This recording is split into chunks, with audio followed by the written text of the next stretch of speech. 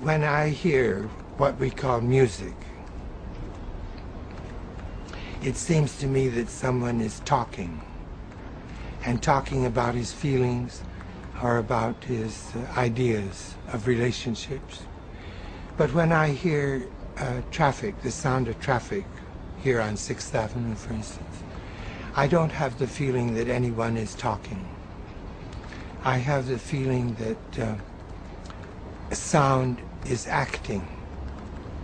And I love the activity of sound. What it does is it gets louder and quieter, and it gets higher and lower, and it gets longer and shorter. It does all those things which I'm completely satisfied with that. I don't need sound to talk to me. We don't see much difference between time and space. We don't know where one begins and the other stops. So that most of the arts we think of as being in time, and most of the arts we think of as being in space. Marcel Duchamp, for instance, began thinking of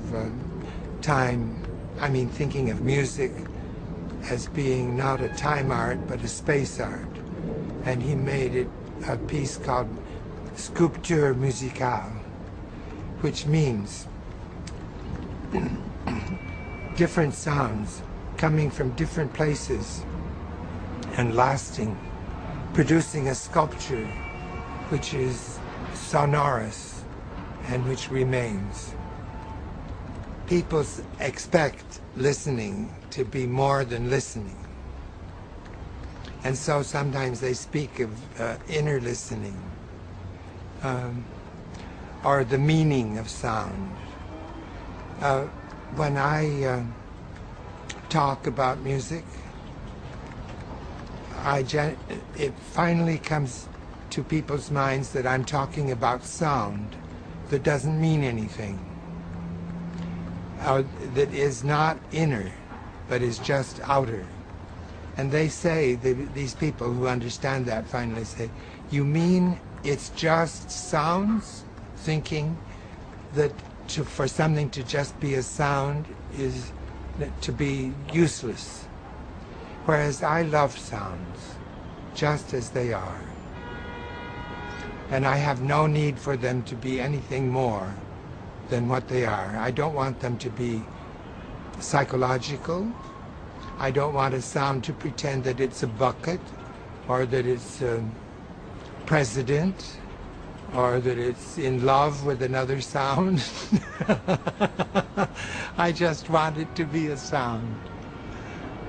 And I'm not so stupid either.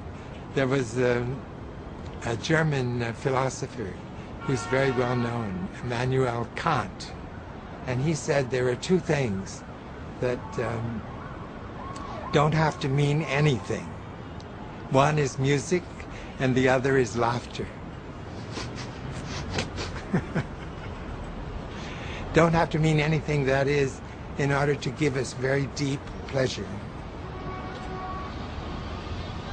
You know that, don't you?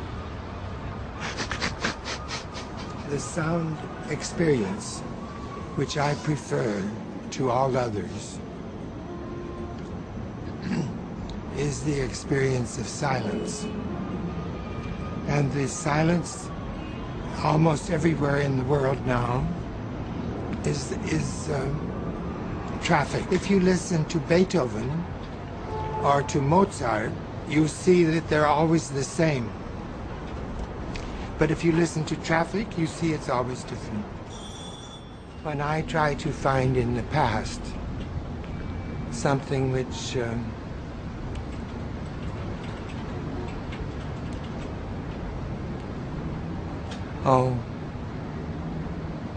I don't know what to say, but something which I love.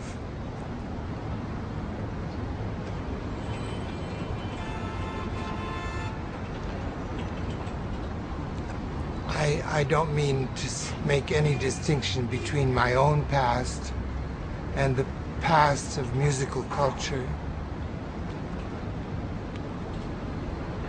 I think that what is most invigorating for me is the music that has not yet been written. I want something I don't yet know. And I do my best to make each moment like that, something that I'm not familiar with.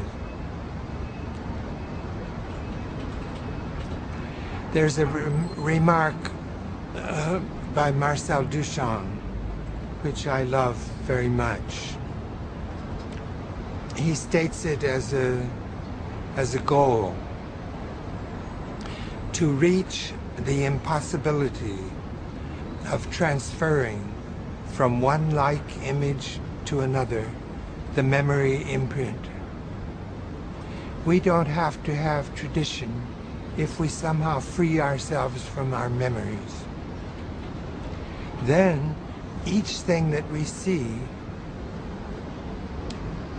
is new. It's as though we had become tourists and that we were living in countries that were very exciting because we don't know them. I can't tell anybody how to listen or how to look.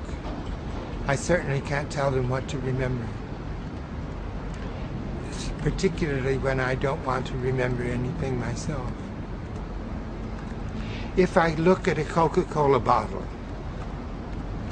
and then look at another Coca-Cola bottle, I want to forget the first Coca-Cola bottle in order to see the second Coca-Cola bottle as being original. And it is original because it's in a different position in space and time, and light is shining on it differently, so that no two Coca-Cola bottles are the same.